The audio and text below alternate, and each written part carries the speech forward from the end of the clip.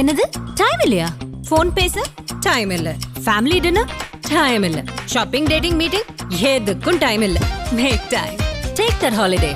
GT Holiday. GT Holidays, South India's #1 travel brand. DMK அரசை எதிர்க்கணுன்றது பல விஷயங்கள் இருக்கு, அதை எதிர்க்கலாம். முந்திரி பயிர் அறுவடை செய்யும் நேரத்தில் அவங்க இந்த மாதிரி ஆக்கிரமிப்புகளை அகற்றுறாங்கன்னா அது அரசாங்கத்துக்கு சொந்தமான இடம் தானே. அது அரசுக்கு எதிராக நிக்கல, மக்களுக்கு ஆதரவா நிக்கிறேன்.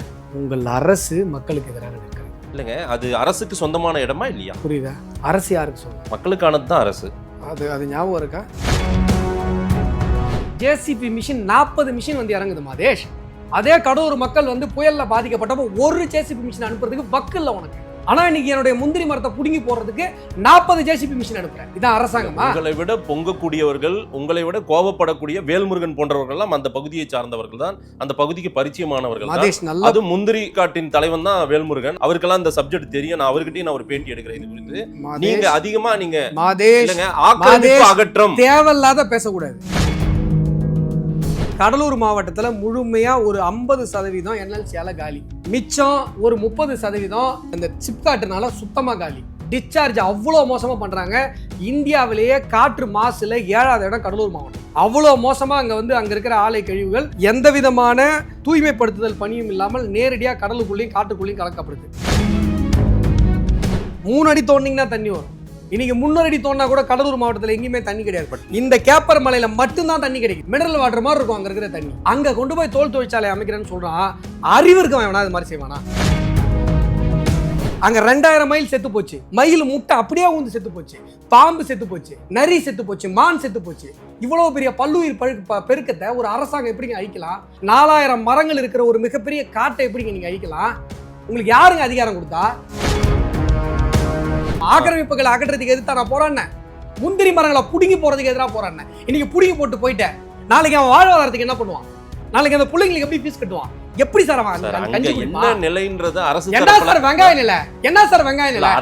தோல் தொழிற்சாலைக்கு சார வாங்கணும், போய் கார்பரேட் கம்பெனிக்காரன் காலில் போகணும் அந்த நிலத்தை. வேற என்ன உனக்கு அவசியம் இருக்கு இதுல?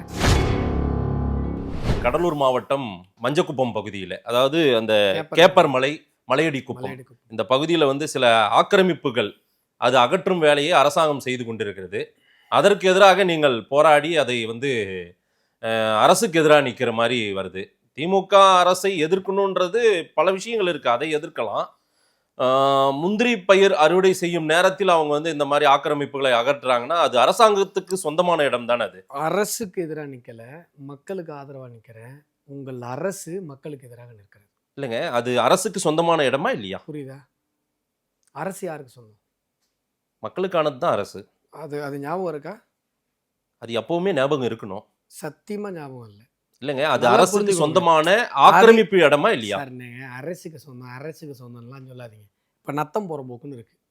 நத்தம் புறம்போக்குன்னா பியூரா அரசுக்கு சொந்தம் கிடையாது.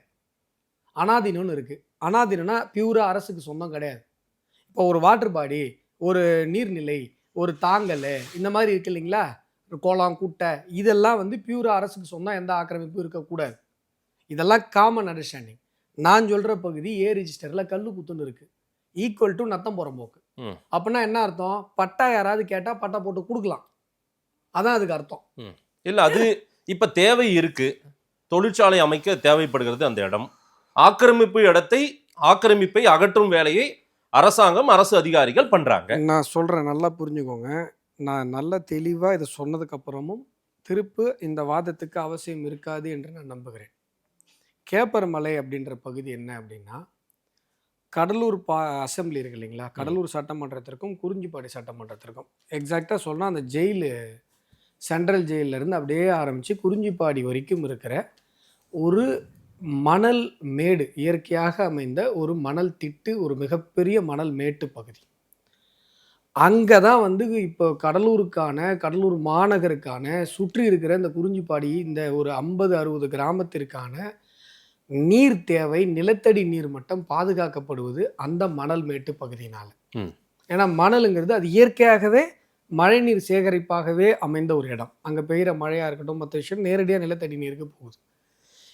இந்த இடத்துல ஒரு 500 ஏக்கர் 600 ஏக்கர் நிலப்பரப்பு, இந்த குறிப்பிட்ட இந்த பிரச்சனைக்குரிய இந்த பகுதியில், இதில் என்ன பண்ணிடுறாங்கன்னா, கொஞ்சம் கொஞ்சமாக கடந்த 40 ஆண்டுகளாக பட்டா கொடுத்துக்கிட்டே வராங்க. ஆனால் யாருக்கெல்லாம் பட்டா கொடுக்குறாங்க தெரியுங்களா? மணல் குவாரி வைக்கிறான் பாரு, அவனுக்கெல்லாம் பட்டா கொடுக்குறாங்க.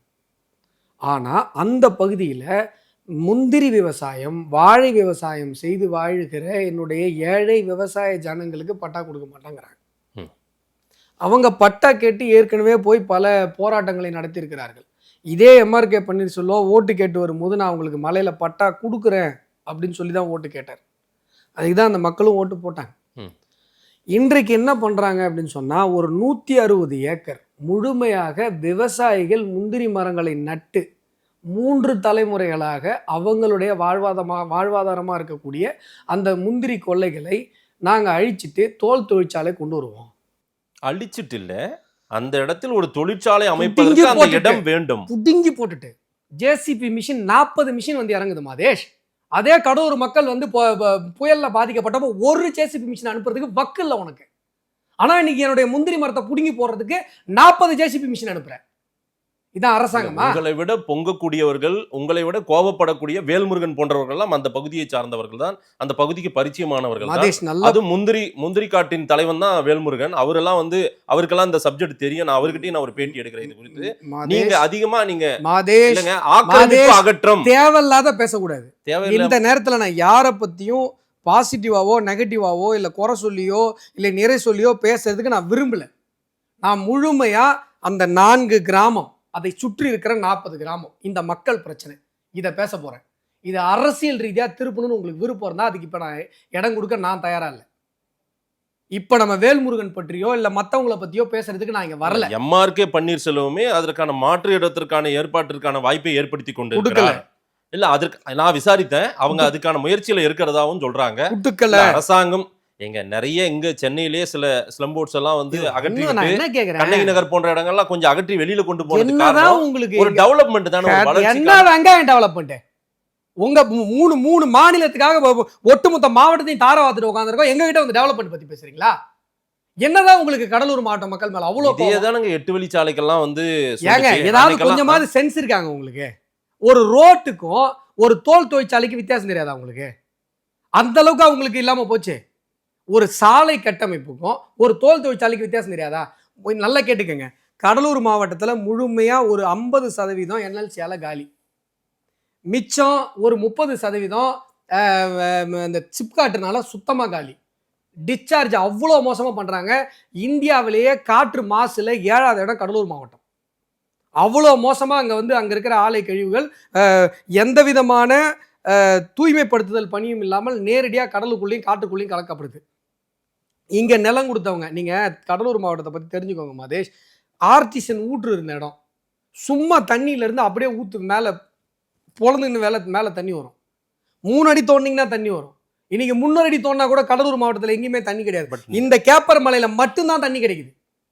மினரல் வாட்டர் மாதிரி இருக்கும் அங்கே இருக்கிற தண்ணி. அங்கே கொண்டு போய் தோல் தொழிற்சாலை அமைக்கிறேன்னு சொல்கிறான்.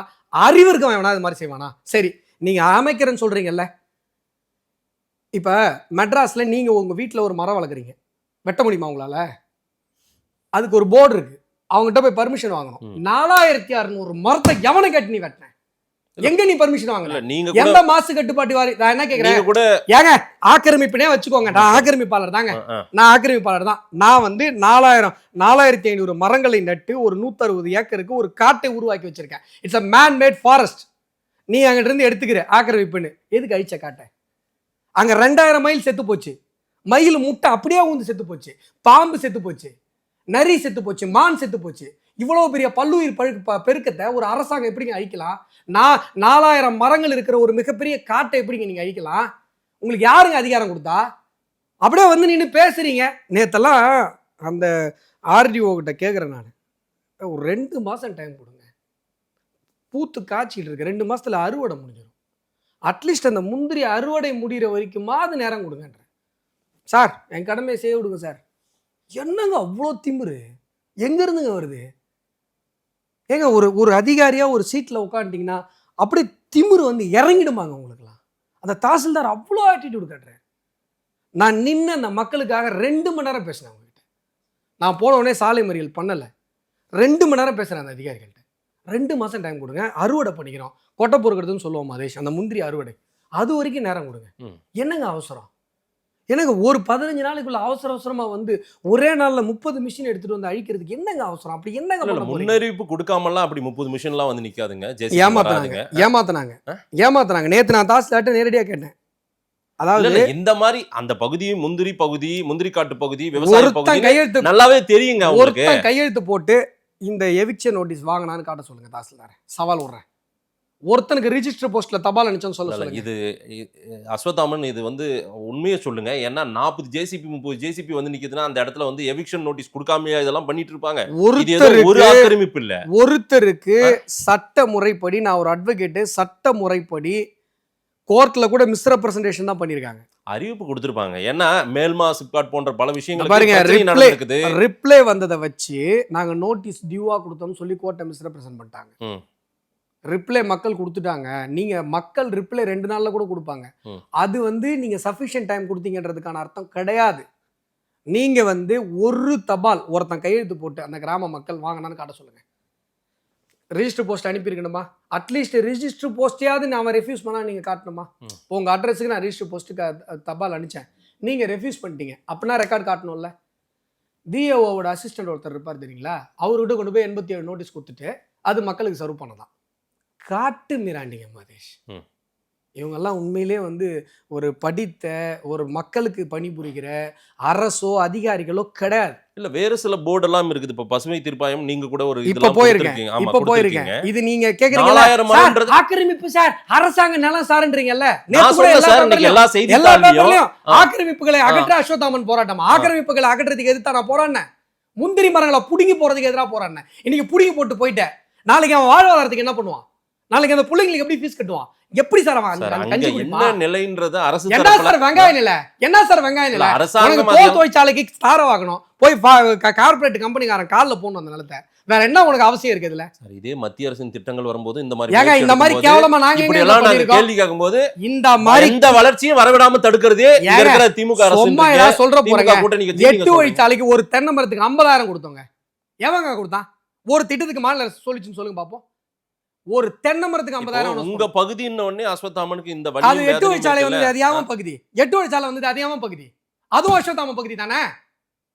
ஏங்க சொல்றத புரிஞ்சுக்கோங்கன்னா எல்லாத்தையும் அரசியல் பண்ணிட்டு உட்கார்ந்திருக்கீங்க. அரசியல் இல்ல, அரசு தரப்புல இதே 8 வழிச்சாலை வந்ததுன்னா அங்க இருக்கிற மனசாட்சியற்ற அதிகாரிகள் எல்லாம் யாருக்கு மாட்டாங்க. அங்கேயும் எல்லாம் அவங்களுக்கும் தெரியுங்க. எல்லாம் விவசாயம் பண்ணி அந்த குடும்பத்துல இருந்து வந்து அதிகாரிகளா ஆனவங்க தான். சரிங்களா? நீங்க சொல்ற மாதிரி நீங்க அந்த இடத்துல வந்து நீங்க வந்து கற்பனையில பேசிட்டு இருக்கீங்க. நான் களத்துல நின்னு பேசிட்டு இருக்கேன். நானும் களத்துல விசாரிச்சத ஹைபோதெட்டிக்கல். அப்படிலாம் யாரும் இருக்க மாட்டாங்க. இருக்காங்களே, எல்லாரும் விவசாயத்தை கொடுத்து பிறந்தவங்க தான். என்னதான் அதிகாரினாலும் மனசாட்சி இருக்கும். இருக்காங்களே அதிகாரிகள். இப்ப பிரச்சனை இல்லை, அவன் மனசரிஞ்சா பண்ண போறாங்க. அந்த பகுதியில இன்னைக்கு பரிச்சயமா தெரியுங்க. இதுக்கு முன்னாடி எத்தனையோ தலைவர்கள் அந்த பகுதியில இருக்காங்க. அவங்க எல்லாம் முந்திரி காடு பகுதிகளோ, அதே போல விவசாய பகுதிகளோ, எம்எல்ஏவும் எம்பியாவும் மந்திரியாவும் இன்னைக்கு இருக்காங்க. ஐயோ, அஸ்வத்தாமனை மறந்துருங்க. எனக்கு என் மக்களுக்கு உங்களை விட உணர்வு அவங்களுக்கு மேலோங்கி இருக்கும்னு நான் சொல்றேன். இந்த அரசியல் சதுரங்கத்துக்குள்ள என்ன தயவு செஞ்சு பண்ணாதீங்க. டிஆர்வி ரமேஷ் மேட்டர்ல இதான் நடந்தது. எப்பா எனக்கு எந்த கிரெடிட் வேணாம், மக்களை மட்டும் காப்பாத்துங்க போதும். எனக்கு தயவு செஞ்சு இந்த மாதிரி கேவலமான மட்டமான அரசியலுக்குள்ள என்ன தள்ளாதீங்க. நான் பேசுவது அந்த மக்களினுடைய உரிமைக்காக. நான் பேசுவது அடுத்த வேளை சாப்பாட்டுக்கு அவன் என்ன பண்ணுவான். நானும் பாதிக்கப்படுவேன். நேத்து பேசும்போது தாசில்தார் என்ன சொல்றாரு, சார் வீடு இடிக்கிறோம் சார், வீட்டுக்கு வேணா பட்டா கொடுக்குறேன் சார். சரி, வீட்டுக்கு பட்டா கொடுத்துட்ற ஒரு வாதத்துக்கு வச்சுக்கிறேன். அவன் அந்த வீட்டை மட்டும் வச்சுட்டு எப்படி சாப்பிடுவான்? வீடு இல்லை, வெறும் நிலம். அவனுக்கு 1 ஏக்கர் 50 சென்ட் இல்லை 2 ஏக்கர் முந்திரி மரம் இருந்தது. அதை வச்சு அந்த குடும்பம் வாழ்ந்துட்டு இருந்தது. இன்னைக்கு அது எல்லாத்தையும் நீ பிடிங்கி போட்ட. ஒரே ஒரு வீட்டு மன பட்டா எங்கேயோ ஒரு இடத்துல கொடுப்பேன். இங்கே என்எல்சியில் சுரங்கம் அவனை கொண்டு வந்து விருதாச்சலம் பக்கத்தில் விஜயமாநகரம்னு சொல்லி குடியமர்த்தினாங்க. அவனுக்கு அங்கே எந்த வாழ்வாதாரமும். நீங்க கேட்குற மாதிரி ரெமெடி நீங்களே பண்ணி தரலாம்ல. மத்திய அரசாங்கம் நீங்க இருக்கீங்கல்ல. இப்போ என்எல்சி எல்லாம் ஒரு அந்த பகுதியில் விவசாய நிலங்கள் பாதிக்கப்பட்டிருக்கீங்க. பட் அடையாளம் இல்லை. நெய்வேலியோ கடலூரோ அந்த பகுதிக்கு அடையாளம் தானே என்எல்சி. நமக்கு லிக்னைட் வேணுமா வேண்டாமா? இங்கே லைட் எரியுது, அதுக்கு லிக்னைட் தான் காரணம். எத்தனை நாள் மாதேஷ் கடலூர் மாவட்ட மக்கள் நினச்சி பார்த்துருக்கீங்க?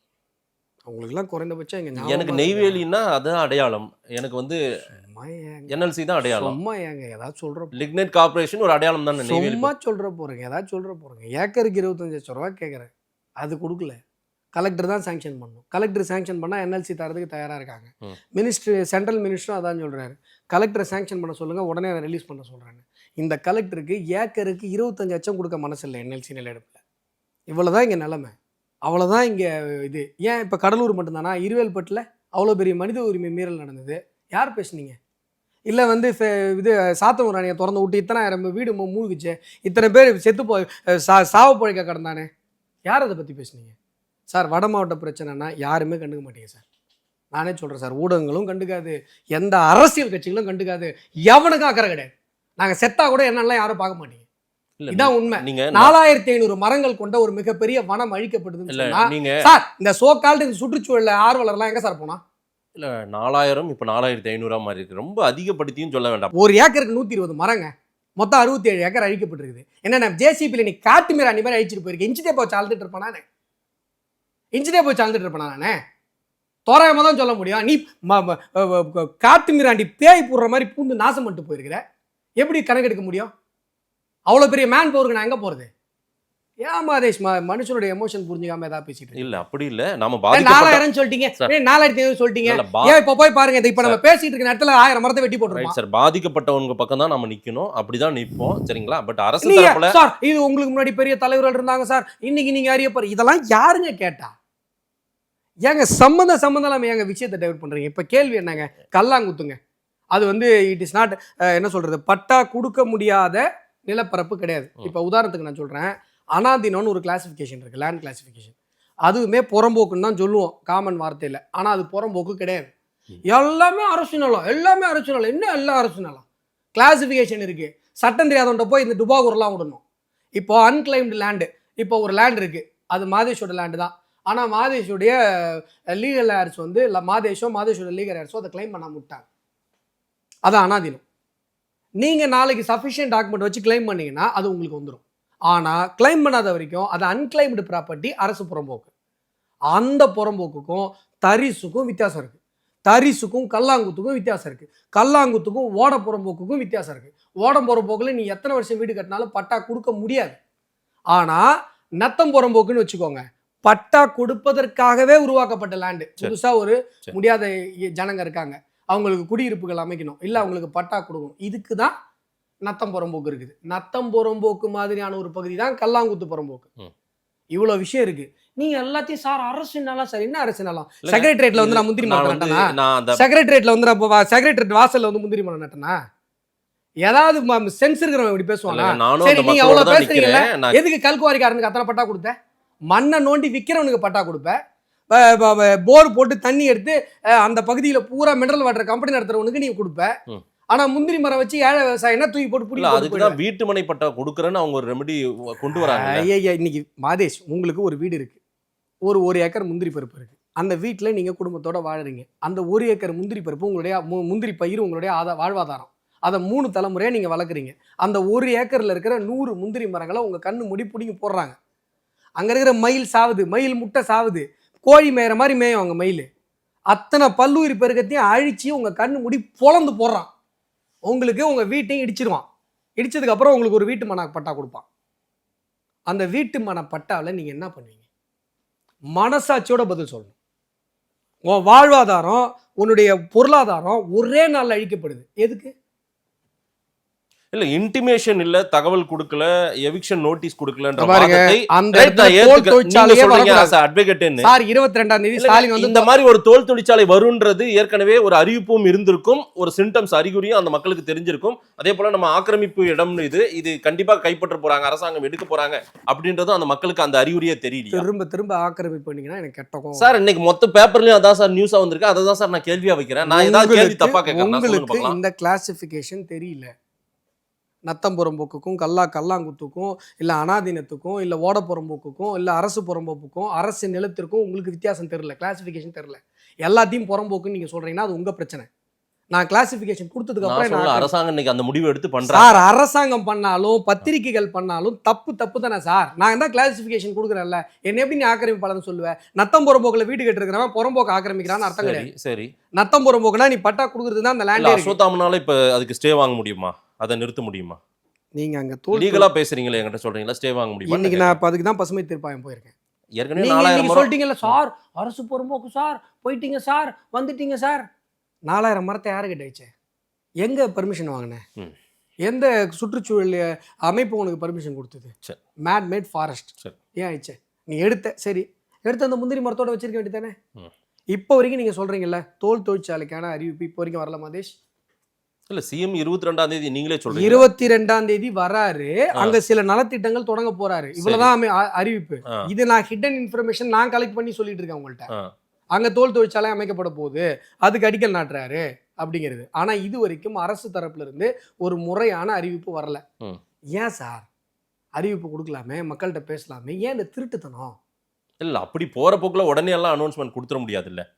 22ஆம் தேதி அது மாதிரி அறிவிப்பு வந்துச்சு அப்படின்னு சொன்னா, அன்னைக்கு அதுக்கு முன்னாடி அறிவிப்பு வரலங்கிறத நான் நிரூபிச்சுட்டா, ம். மாதேஷ் மூஞ்சி தூக்கி உண்மை எங்க வச்சுப்பாரு? இல்ல எனக்கு வரட்டும், அந்த மாதிரி தகவல்கள் இல்ல நமக்கு. இப்போ வரைக்கும் எந்த தகவலும் இல்ல அஃபிஷியலா இல்ல கிடையாது. இல்ல. ஆனா 22ஆம் தேதி தொழிற்சாலை அமைப்பதற்கான ஒரு தகவல் வருது. ம். என்ன பண்ணுவீங்க? சரி, இவ்வளவு அவசரமாக அந்த நிலத்தில் இருக்கிற முந்திரி மரங்களை உயிரோடு வெட்டி சாய்த்து பிடுங்கி போட வேண்டிய அவசியம் என்ன? அதை ஏன் நீங்கள் அந்த மரங்களெல்லாம் அகற்றிட்டு நிலப்பரப்பாக மாற்றணுன்ற கட்டாயம் எங்கேருந்து வந்தது? ம். இது ஒரு ஆங்கிள் மாதேஷ், அப்படியே வச்சிருங்க. நான் ஏற்கனவே சொன்ன மாதிரி சிப்காட்டு இந்த பக்கம் என்எல்சினால் பாதிக்கப்பட்டவங்க இந்த பக்கம் இது எல்லாத்தையும் ஒரு பக்கம் விட்டுட்டு, கடலூர் மாநகரத்தில் எவ்வளோ மக்கள் வசிக்கிறாங்க, அவர்களுக்கான நீர் ஆதாரம் கேப்பர்மலை. அங்கே மட்டும்தான் மினரல் வாட்டர் மாதிரி இருக்கும். தண்ணி குடிச்சிங்கன்னா அவ்வளோ டேஸ்ட்டாக இருக்கும். சிறுவாணியாத்தி தண்ணிலாம் சொல்லுவாங்கள்ல, அந்த மாதிரி டேஸ்ட்டான வாட்டர் அங்கே கிடைக்கும். அது மட்டும் அல்லாமல் சுற்றி இருக்கிற அந்த கேப்பர்மலையை சுற்றி இருக்கிற இந்த குறிஞ்சிப்பாடி கடலூர் தொகுதியில் இருக்கிற இந்த ஏரியாவில் மட்டும்தான் விவசாயம் செழிப்பாக இருக்குது, நிலத்தடி நீர் மட்டம் நல்லா இருக்குது. அந்த மாவட்டத்திலே அங்கே மட்டும்தான் நல்லா இருக்குது. அதை அழிக்க வேண்டிய கட்டாயம் என்ன? ஒருவேளை உங்களுக்கு இண்டஸ்ட்ரி வேணும்னா அதுக்குன்னே சிப்காட்டு ஒதுக்கிருக்கீங்க. ஆயிரக்கணக்கான ஏக்கர் அங்கே இருக்குது, அங்கே கொண்டு வரலாம். இங்கே மக்களினுடைய விவசாயத்தை அழித்து, நீர் ஆதாரத்தை அழித்து, இப்போ தோல் தொழிற்சாலையோட சீரியஸ்னஸ் என்னன்னு நான் சொல்லி உங்களுக்கு தெரியணும்னு அவசியம் இல்லை. ஆம்பூர் வாணியம்பாடியில் எவ்வளோ அங்கே நீர் மாசுபட்டு போயிருக்குன்னு உங்களுக்கு நல்லா தெரியும்.